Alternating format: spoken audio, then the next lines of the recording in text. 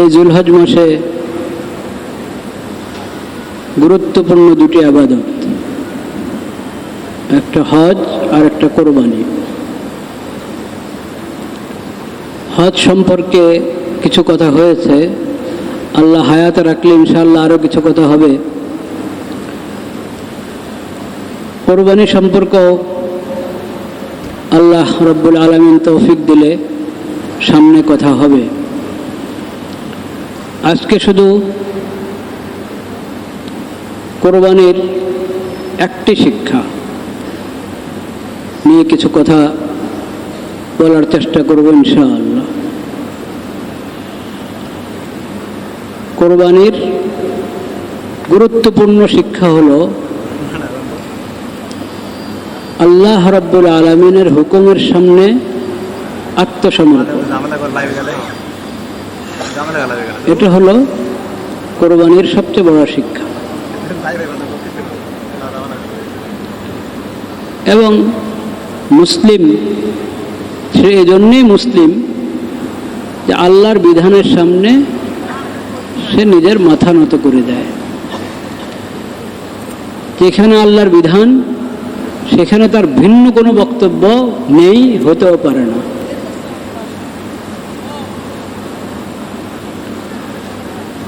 লা ইলাহা ইল্লাল্লাহ।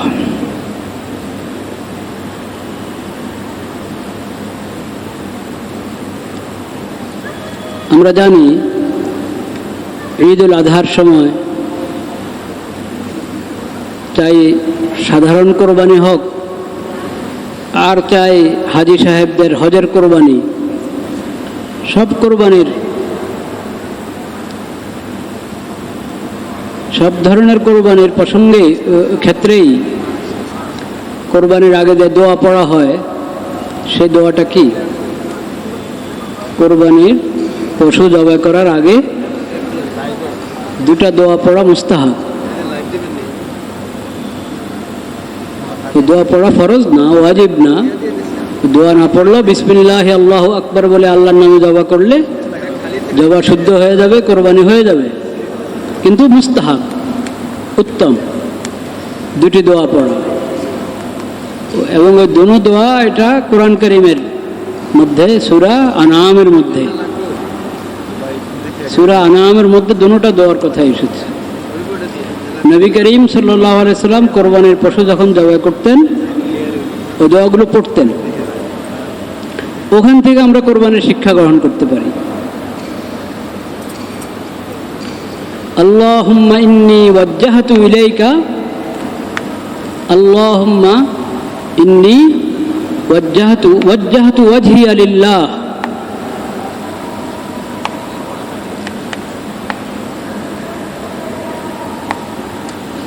আমি আমার সত্তা, আমার চেহারা, আমার পুরো সত্তাকে আল্লাহ অভিমুখী করে নিয়েছি।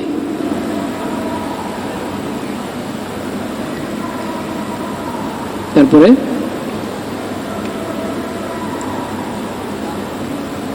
লিল্লাযী ফাতারাস সামাওয়াতি ওয়াল আরদ, যে রব্বুল আলামিন আসমান জমিন সৃষ্টি করেছেন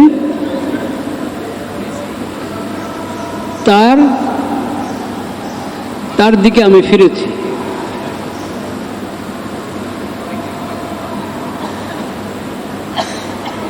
তো বান্দা যখন আল্লাহর হুকুম পালন করছে তখন সে আল্লাহ অভিমুখী হয়ে যাচ্ছে, যে আল্লাহর কোনো শরীক নেই।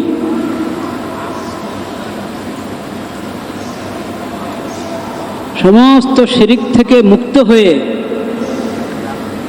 তাওহীদের আল্লাহর একত্ববাদের উপরে ঈমান এনে সেই ইবাদতটা করছে। এটা ঘোষণা দিচ্ছে এই ইবাদতের শুরু করার আগে ইন্নী ওয়াজ্জাহতু ওয়াজহিয়া লিল্লাযী ফাতারাস সামাওয়াতি ওয়াল আরদা হানিফান ওয়া মা আনা মিনাল মুশরিকিন। আমি হানিফ, আমি একমাত্র আল্লাহ অভিমুখী।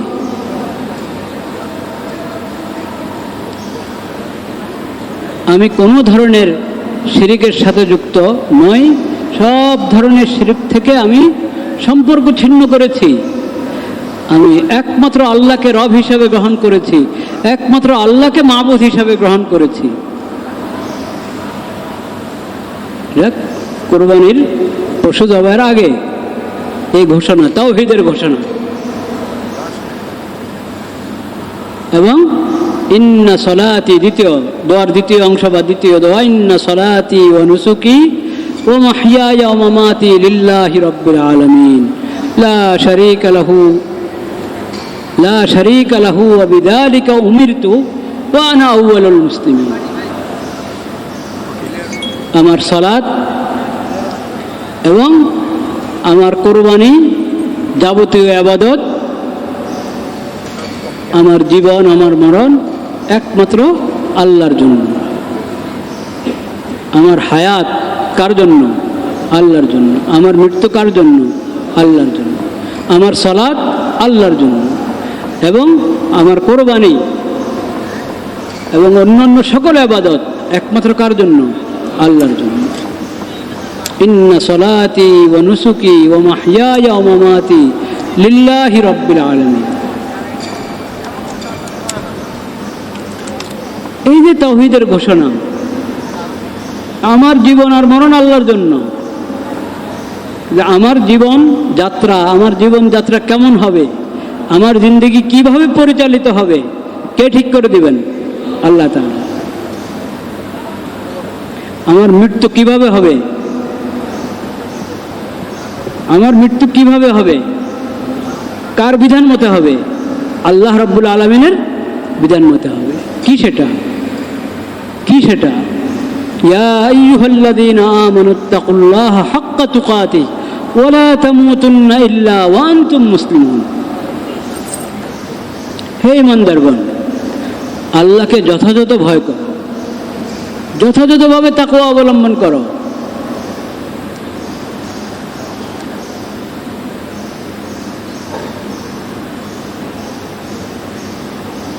ওয়ালা তামুতুন্না ইল্লা ওয়া আনতুম মুসলিমুন। তুমি তোমার মৃত্যু যেন এমন অবস্থায় আসে যে তুমি পূর্ণ মুসলিম। নিজের পুরা জিন্দেগিকে, নিজের যাবতীয় সব কিছু ইসলাম অনুযায়ী, ইসলাম মোতাবেক করো, এবং আল্লাহর বিধান মোতাবেক করো। এইভাবে পূর্ণ মুসলিম হয়ে তুমি মৃত্যুবরণ করো। তোমার মওত আসবে এমন অবস্থায় যে তুমি অপ্রস্তুত, তোমার মধ্যে ইসলামের অভাব, ইসলামের বিধানের অভাব এমন যেন না হয়। তোমার মৃত্যুটা যেন এমন অবস্থা আসে যে তুমি পূর্ণ মুসলিম। উদখুলু ফিস-সিলমি কাফা, শয়তানের রাস্তা অবলম্বন করো না। ওয়ালা তাত্তাবিউ খুতুওয়াতিশ শাইতান ইন্নাহু লাকুম আদুউম মুবিন, সে তো তোমাদের স্পষ্ট শত্রু, তার রাস্তা যায়ও না। পরিপূর্ণভাবে ইসলাম গ্রহণ করো, ইসলামী শরীয়ত গ্রহণ করো। তা আমার মৃত্যু কিভাবে হবে ওটাও আল্লাহ বলে দিয়েছেন। তোমার মৃত্যু যেন এমন অবস্থা হয় যে তুমি পূর্ণ মুসলিম।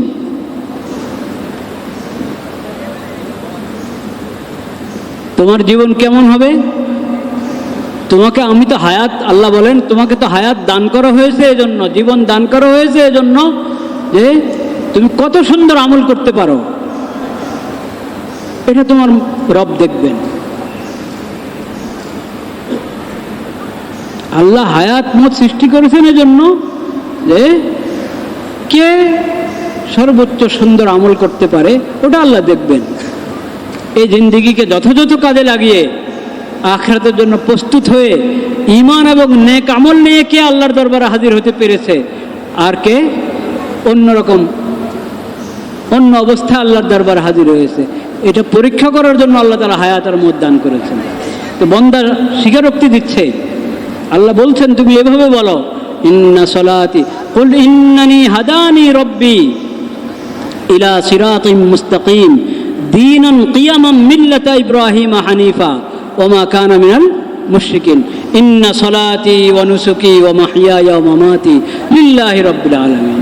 আল্লাহ বলছেন যে তোমার সিরাতে মুস্তাকিম তো এটা, যে তোমার সালাত, তোমার যাবতীয় ইবাদত, এক কথায় তোমার হায়াত এবং মওত কার জন্য হবে? আল্লাহর জন্য হবে।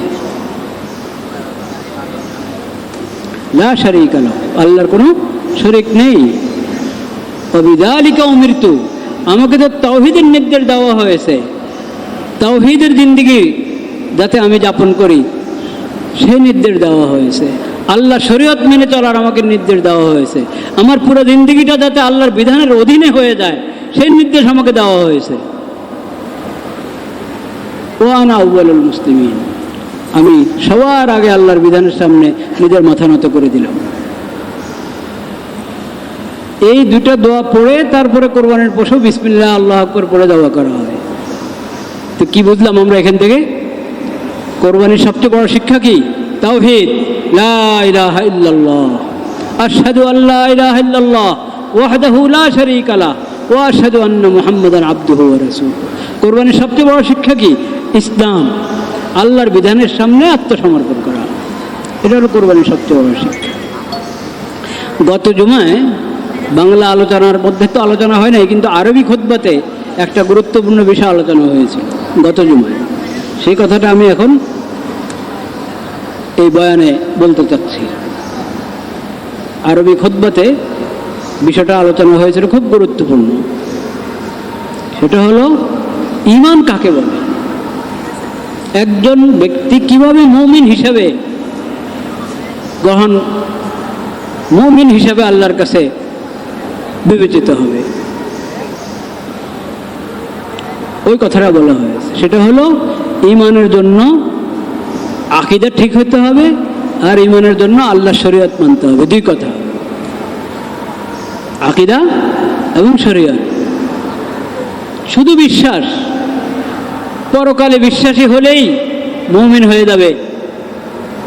আল্লাহর অস্তিত্ব স্বীকার করে, নাস্তিকদের মতো না, বরং আল্লাহ আছেন, খালেক আছেন, খালেকের অস্তিত্ব স্বীকার করে, আল্লাহর অস্তিত্ব স্বীকার করে, এতটুকু আকীদা। আর পরকালে বিশ্বাস আছে, শুধু এতটুকু আকীদা দিয়ে একজন কি হতে পারে না? মুমিন হতে পারে না। মুমিন হওয়ার জন্য ইসলামের সবগুলো আকীদাকে মনে প্রাণে বিশ্বাস করতে হবে, এক। দুই নম্বর, ইসলামী শরীয়তকে গ্রহণ করতে হবে। আমরা পড়েছি ছোটকালে মুক্তবের মধ্যে, সবাই পড়েছি মুক্তবে। এবার মসজিদের মুক্তবে পড়ে থাকি, আর আলাদা মুক্তবে পড়ে থাকি, আর ঘরে মা বাবার কাছে পড়ে থাকি, বা ঘরে ওস্তাদ দিয়ে আমাকে পড়িয়ে থাকুক, সর্ব অবস্থা সবাই পড়েছি। আমানতু বিল্লাহি কামা হুয়া বিআসমাইহি ওয়া সিফাতিহি ওয়া কাবিলতু জামিয়া আহকামিহি। আমি আল্লাহর প্রতি ঈমান এনেছি, যেমন আল্লাহর নামগুলো এবং যেমন আল্লাহর গুণাবলী। আল্লাহ সকল নাম উত্তম সুন্দর নাম, আসমায়ে হোসনা, এবং আল্লাহ সকল গুণাবলী বিশ্বাস করে আমি আল্লাহর প্রতি ঈমান এনেছি।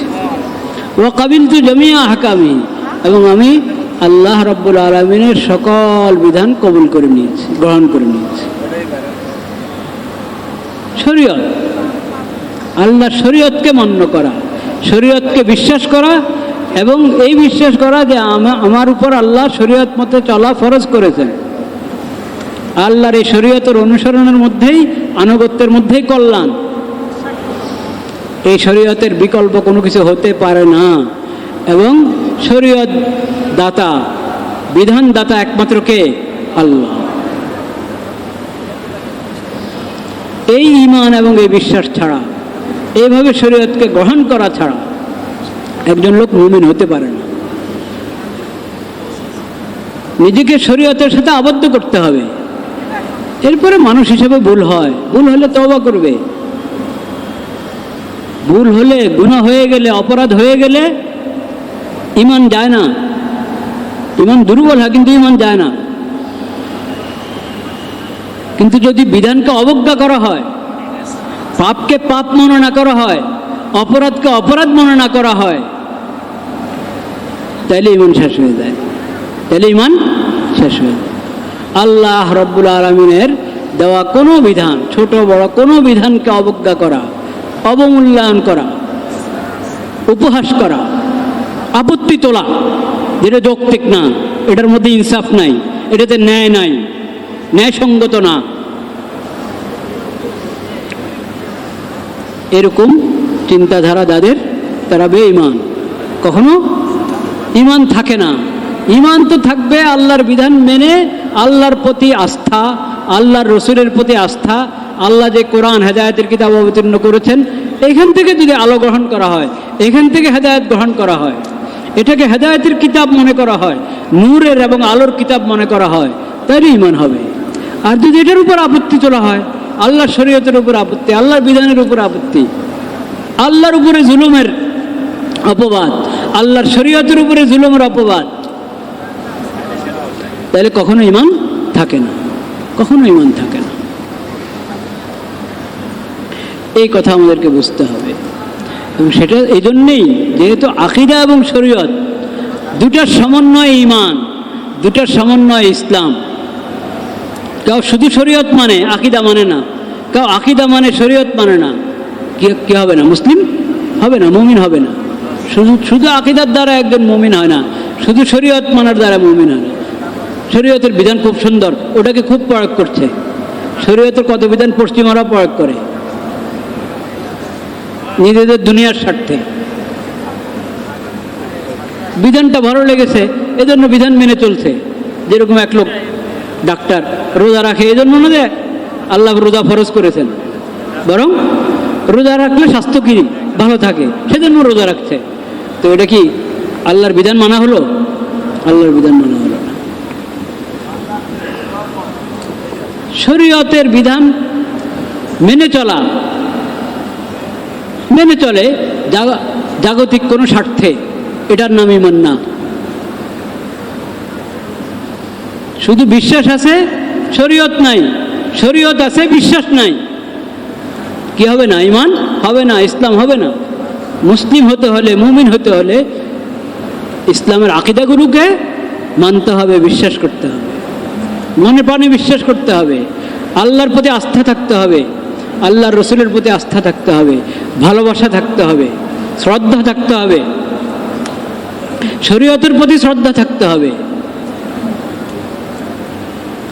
তাহলে ঈমান, তাহলে আকীদা। আর শরীয়তকে গ্রহণ করা, তাহলে ঈমান এবং ইসলামের পূর্ণতা হবে। ওটারে আল্লাহ তাআলা আমাদেরকে নির্দেশ দিয়েছেন, ইন্না সলাতি ওয়া নুসুকি ওয়া মাহইয়ায়া ওয়া মামাতি লিল্লাহি রাব্বিল আলামিন লা শারীকা লাহু ওয়া বিযালিকা উমিরতু ওয়া আনা আউওয়ালুল মুসলিমিন। ইন্নী ওয়াজ্জাহতু ওয়াজহিয়া লিল্লাযী ফাতারাস সামাওয়াতি ওয়াল আরদা হানিফান ওয়া মা আনা মিনাল মুশরিকিন। ভাইরা আমার, কুরবানির এই শিক্ষার আলোকে আমাদেরকে নিজের জিন্দেগি করতে হবে, ইসলামের আকীদাগুলো শিখতে হবে। আজকাল আমরা জানি না কি বললে ঈমান শেষ হয়ে যায়, কোন কর্মকাণ্ডের কারণে, কোন কথার কারণে ঈমান শেষ হয়ে যায়, আমাদের অনেকে খবরে নেই। এবং আমরা আল্লাহ যে শরীয়ত দান করেছেন, সেই শরীয়তের ইলম শিখারও চেষ্টা করি না, জানারও চেষ্টা করি না। শুধু ওযু, তায়াম্মুম, গোসল এতটুকু শিখলে ফরজ ইলম কি শেখা হবে? হবে না। ফরজ ইলম তো হলো 1 নম্বর আকীদা, 2 নম্বর আল্লাহ কি কি ফরজ করেছেন ওটার তালিকা, ইসলামে কতটা ফরজ,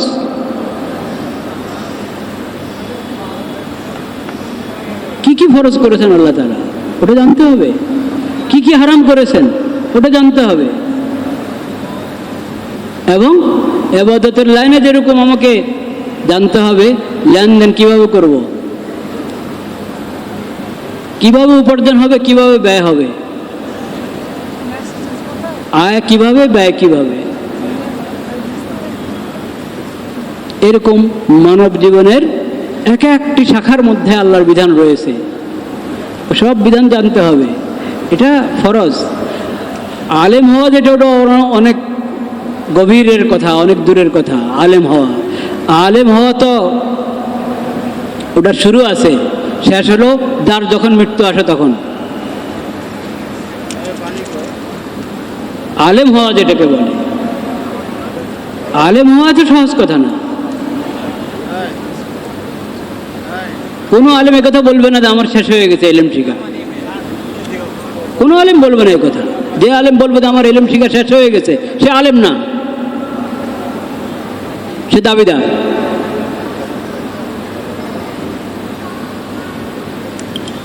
ওটা তো চলমান বিষয়, চলতে থাকবে। কিন্তু ফরজ এলেম যেটা সবার জানা দরকার, ওটা সীমিত। তবে সীমিত মানে এনা যে 2-4টা 5-10টা, ওটা আয়ত্ত হচ্ছে যুক্তিসঙ্গতভাবে তুমি সেই অধিকারের দাবিও করো, দাবি করতে আপত্তি নেই। কিন্তু খালি স্লোগান দিয়ে যাবা অধিকারের নেওয়ার জন্য, পাওয়ার জন্য, কিন্তু নিজের উপরে যে অন্যের অধিকার সেটা আদার চিন্তাও করবা না, এটা হতে পারে না। কিন্তু এখন তো জানতেও হবে, জানতেও তো হবে যে কি কি হক। আমাদের মা বোনরা, তাদেরকে যদি আমরা শিখাতাম ইসলামে তাদেরকে কি সম্মান দিয়েছে, কি মর্যাদা দিয়েছে, কি হক দিয়েছে, তো তারা কখনো চিন্তা করতো যে এই কি শব্দ বলবো, যারা মহিলাদের শত্রু, নারীদের কি শত্রু, নারীকে অবমাননা করতে চায় নারী অধিকারের নামে, তথাকথিত নারীবাদীরা, ওদের আওয়াজে সাড়া দিত আমাদের মা বোনরা? কখনো দিত না। ওরা বুঝতো যে এরা ধোঁকাবাজ, এরা আমাদের কোনো অধিকার উসুল করে দিবে না, এরা আমাদেরকে আরো বরবাদ করবে, আমাদের হায়া নষ্ট করবে, আমাদের সমস্ত হক নষ্ট করবে। কিন্তু আমরা আমাদের ত্রুটি আমরা আমাদের মা বোনদেরকে, প্রত্যেকের মা বোনদেরকেও না, আর মানে রাষ্ট্রীয়ভাবে, সামাজিকভাবে, সব দিক থেকে যে দ্বীনি শিক্ষাটা, ফরজ শিক্ষাটা প্রত্যেক শ্রেণীর মানুষের, প্রত্যেক পুরুষ এবং প্রত্যেক মহিলা সবার উপরে যে শিখানো ফরজ, এই ফরজটা আদায়ের ব্যাপারে আমাদের মধ্যে অনেক অবহেলা। এই ফরজটা যদি আমরা আদায় করতাম, তাহলে কমপক্ষে জানা থাকতো যে ইসলামের শিক্ষা এমন। প্রত্যেক মহিলা বুঝতো আমার ঘরে আমি নির্যাতিত হতে পারি, কিন্তু ইসলামের শিক্ষা এটা না। এরা যদি ইসলামের শিক্ষা অনুসারে চলে, তাহলে আমার উপরে এই জুলুম কি হতো না। দেখেন, আমি একবারে ছোট্ট একটা দৃষ্টান্ত বলছি, একবারে ছোট্ট। একজনকে যখন বিয়ে করলো কেউ, শরীয়তের পদ্ধতিতে, তরিকায় বিয়ে করলো, একজন স্বামী হলো, একজন স্ত্রী হলো। এই বিয়েটা এটা কি জন্য হবে? এই বিয়েটা কি শুধু উপভোগের জন্য? নাউজুবিল্লাহ। বিয়েটা কেন হয়? কি উদ্দেশ্যে বিয়ে হবে? কি নিয়তে বিয়ে হবে?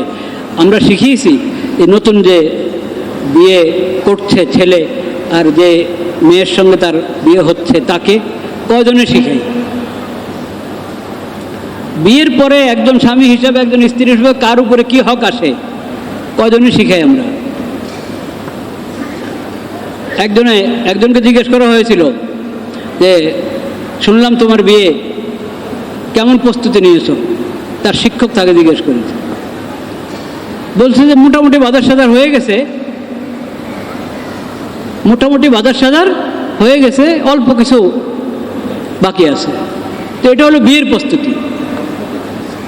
মাথায় আসে নাই যে বিয়ের বড় প্রস্তুতি হলো যে আমি প্রথমে এখন স্বামী হচ্ছি, তাহলে আদর্শ স্বামী কাকে বলে? স্বামীর প্রতি ইসলামের কি বিধান? স্ত্রীর প্রতি ইসলামের কি বিধান? কয়দিন পরে আমি বাপ হব, আমার স্ত্রী মা হবে। আদর্শ বাপকে, আদর্শ মাকে। বিয়ের সঙ্গে সঙ্গে আমি একজন সংসারওয়ালা হচ্ছি, তো সংসারের ব্যাপারে পুরুষের কি দায়িত্ব, স্ত্রীর কি দায়িত্ব? এটা ফরজ এলেমের অংশ, আচ্ছা, এরপরে মনোমালিন্য তো হবেই, হতেই পারে দুজনের জিন্দেগিতে, বরং খালি দুজন তো না, দুটা পরিবার, মনোমালিন্য হতেই পারে। তো হলেই কি, যদি এরকম হয় অবস্থা, একজন আরেকজনের কথা পছন্দ হলো না, কাজ পছন্দ হলো না, তো কি করবে? এটার ব্যাপারে শরীয়তে শিক্ষা আছে কিনা? আছে। আল্লাহ তো কোরআনে বলে দিয়েছেন, ও আশিরুহুন্না বিল মারুফ ফাইন কারিহতুমুহুন্না ফাআসা আন তাকরাহু শাইআন ওয়া ইয়াজআলাল্লাহু ফীহি খাইরান কাসীরা।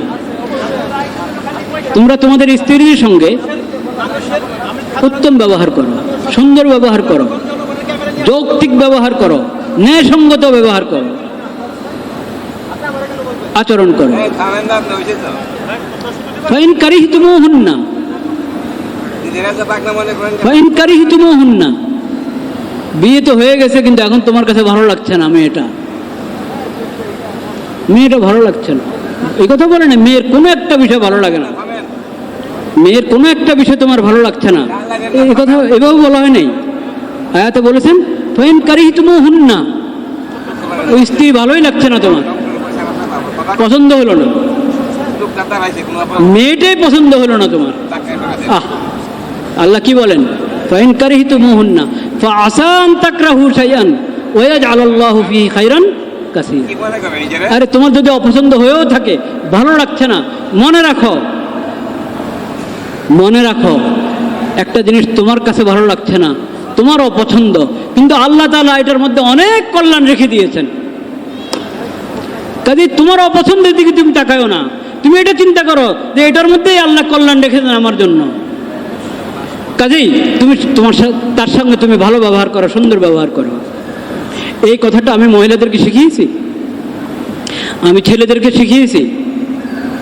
এখন বিয়ে করে আনালাম, ছেলেকে এটা শিখালাম না, মেয়েকেও শিখালাম না, মেয়ের সাথে খারাপ ব্যবহার হচ্ছে, হয়তো ছেলের পক্ষ থেকে না ছেলের মার পক্ষ থেকে, শাশুড়ির পক্ষ থেকে খারাপ ব্যবহার হচ্ছে। কারণ সাধারণ নিয়ম আমাদের এই দেশের, এই উপমহাদেশের, বিশেষ করে এই দেশের, যে শাশুড়িরা নিজের বউ হওয়ার কথা বলে দেয়। এটা থেকে খুব কম শাশুড়ি আপনি পাবেন যে যিনি প্রথমে বউ হয়ে এসেছিলেন এই বাড়িতে, ওই কথা ওনার মনে আছে, এরকম পাওয়া মুশকিল আছে। যখনই শাশুড়ি হয় তখন উনি শাশুড়ি হয়ে থাকেন, বাস।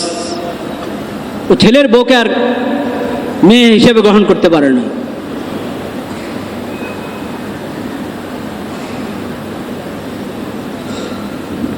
কেন? খালি তাদের স্বভাবের দোষ সব কিছু, আমাদের দোষ, আমরা তো শিখে নেই। এই যে কথাটা ফাইন কারিহতুমুহুন্না, এটা দুটো দিক থেকে। মেয়ের পছন্দ হচ্ছে না ছেলে, মেয়ের প্রতিও এই কথা আল্লাহ, যে তোমার যদি ওকে ভালো লাগছে না, তো বিয়ে তো হয়ে গেছে আল্লাহর বিধান মোতাবেক, আল্লাহকে সাক্ষী রেখে তোমাদের বিয়ে হয়ে গেছে। তো এখন সুন্দর জিন্দেগি যাপনের চেষ্টা করো, নিজের পছন্দকে আল্লাহর উপরে ছেড়ে দাও, বাস। আল্লাহর হুকুমের জন্য নিজের পছন্দ বাদ। আল্লাহ বলেছেন যে আল্লাহ এটার মধ্যে অনেক কল্যাণ রেখেছেন, এমন হতে পারে তোমারও পছন্দ, কিন্তু আল্লাহ এটাতে অনেক কল্যাণ রেখেছে। কাজে ওইদিকে তাকিয়ে আল্লাহকে রাজি খুশি করার জন্য সাধারণ সংসার করে যাও, খোঁচাখুচি করো না, একজন অপরের হক নষ্ট করো না। তো কোরআন যে এইভাবে এত সুন্দর করে বলে রেখেছে মেয়েদের জন্য, আমি বলেছি ছেলেকে এবং মেয়েকে, এখন ওরা ডাক দিয়েছে যে জমা হও সবাই, অধিকার, কাদের থেকে অধিকার নিবা? যারা মানবতার শত্রু, নারীর শত্রু, তাদের কাছ থেকে তোমরা অধিকার নিতে চাও? আল্লাহর রহমতে আল্লাহর নেক বান্দিরাও আছে যারা বলেছে যে আমাদেরকে তো নবী করিম সাল্লাল্লাহু আলাইহি সাল্লাম হক দিয়েছেন, অধিকার দিয়েছেন, ইসলাম দিয়েছে, আমরা অন্যের কাছে যাব কেন? ইসলামেরটাই আমরা বাস্তবায়ন, হক এটা চাই, ইসলামেরটা বাস্তবায়ন করো রাষ্ট্রীয়ভাবে, সামাজিকভাবে। এরপর কথায় কথায় তালাক, তুই এরকম না করলে এখনই তালাক, 1 তালাক 2 তালাক 3 তালাক। হ্যাঁ, পুরুষের হাতে আল্লাহ তাআলা তালাক দিয়েছেন এরকম তালাক নিয়ে তামাশা করার জন্য? কখনো না। এখন রেডিওতে আপনি শুনবেন, হ্যাঁ, 1961 সালের আইয়ুব খানের করা এই পারিবারিক আইন, ওটার মধ্যে অনেক ইসলাম বিরোধী কথা আছে, শরীয়ত বিরোধী কথা আছে, সেটা এখনো ধরে রেখেছে।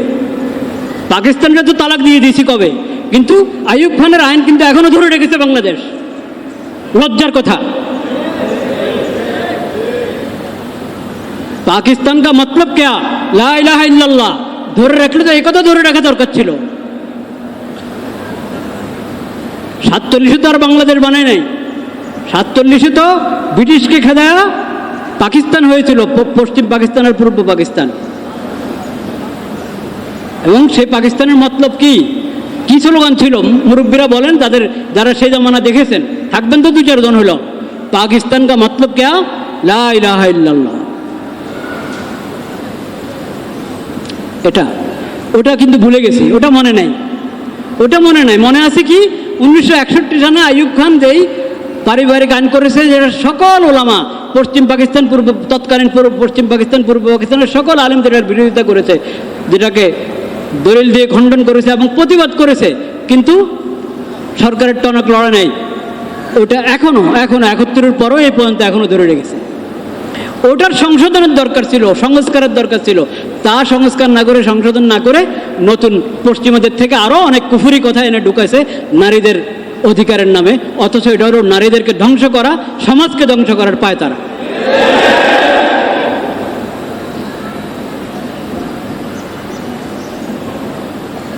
নবীজির সিরতের মধ্যে তোমরা তোমাদের অধিকার তালাশ করো। এবং আমরা প্রত্যেকে, যেটা আমি বলতেছিলাম, তালাক, কথা তালাক। উমর রাদিয়াল্লাহু তাআলা আনহু, সম্ভবত মুসান্নফ ইবনে আবি শাইবায় রিওয়ায়াত, একজনের ব্যাপারে অভিযোগ এসেছে যে স্ত্রীকে 3 তালাক দিয়েছে। একসাথে 3 তালাক শরীয়তে হারাম, নিষেধ। দিলে হয়ে যাবে, কিন্তু একসাথে 3 তালাক দেওয়া কি হারাম। এই কেন দিল? উমর রাদিয়াল্লাহু আনহু পিটানো শুরু করেছে, ওই পুরুষকে পিটাইছেন উমর রাদিয়াল্লাহু তাআলা। এখন ওটা না করে আমাদের এই দেশে কি করে, বলে যে তালাক হয় না, একসাথে 3 তালাক দিলে কি হয় না। বিধান আপনি বানাবেন? বিয়েটা তো আপনার বিধান মোতাবেক হয়েছিল নাকি? বিয়েটা কার বিধান মোতাবেক হয়েছে? ইস্তাহালালতুম ফুরুজাহুন্না বিকালিমাতিল্লাহ। আল্লাহর বিধান অনুসারে বিয়ে হয়েছে, আল্লাহর বিধান অনুসারে তো বিয়ে ভাঙবে।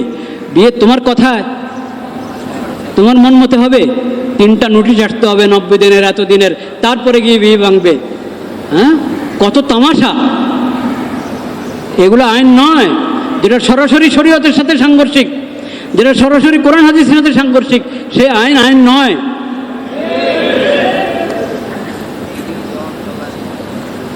সেটা সংশোধন করা ফরজ। সংস্কার তো ওখানে হবে, সংস্কার তো ওখানে হবে। আল্লাহ রাব্বুল আলামিন আমাদেরকে হেদায়েত দান করেন, আমাদেরকে হেফাজত করেন। নারীদের অধিকার পুরুষদেরকেও জানতে হবে, জানার আল্লাহ তাআলা তৌফিক দান করেন। মেয়েদেরকেও শিখাতে হবে, তাদেরকেও জানতে হবে এসব কিছু। এই ফরজ ইলমের চর্চা ব্যাপকভাবে যদি না হয়, তো অজ্ঞতা থেকেই যাবে। আগে জানলে বিষয়টা, তারপরে না মানুষ উদ্বুদ্ধ হয় আমলের উপর। কিন্তু যখন জানেই না, সে তার ধারণা হলো সে খালি বঞ্চিত। অথচ তাকে কেউ বঞ্চিত করে নাই। তাকে বঞ্চিত করে থাকলে দুনিয়ার আইন করেছে, আল্লাহর আইন তাকে কি করে নাই? বঞ্চিত করে নাই। দুনিয়ার সমাজ তার উপরে জুলুম করেছে, আল্লাহ কারো উপরে কি করেন নাই? জুলুম করেন নাই। আল্লাহ শরীয়ত কারো উপরে জুলুম করে নাই। কিন্তু তখন আল্লাহ শরীয়ত জানলেই তো সে, আল্লাহ তাআলা ফরজ ইলম ঘরে ঘরে পৌঁছায় দেওয়ার, আমাদেরকে আমল করার জন্য আল্লাহ আমাদেরকে তৌফিক দান করেন। ফরজ ইলম প্রত্যেক সদস্য, প্রত্যেক মুমিন মুসলিম যাতে জানতে পারে, সেই ব্যবস্থা গ্রহণ করার জন্য রাষ্ট্রকে আল্লাহ তাআলা তৌফিক দান করেন, সমাজকে আল্লাহ তাআলা তৌফিক দান করেন, প্রত্যেক ঘরের পুরুষদেরকে আল্লাহ তাআলা তৌফিক দান করেন। ওয়া আখিরু দাওয়ানা আলহামদুলিল্লাহি রাব্বিল আলামিন।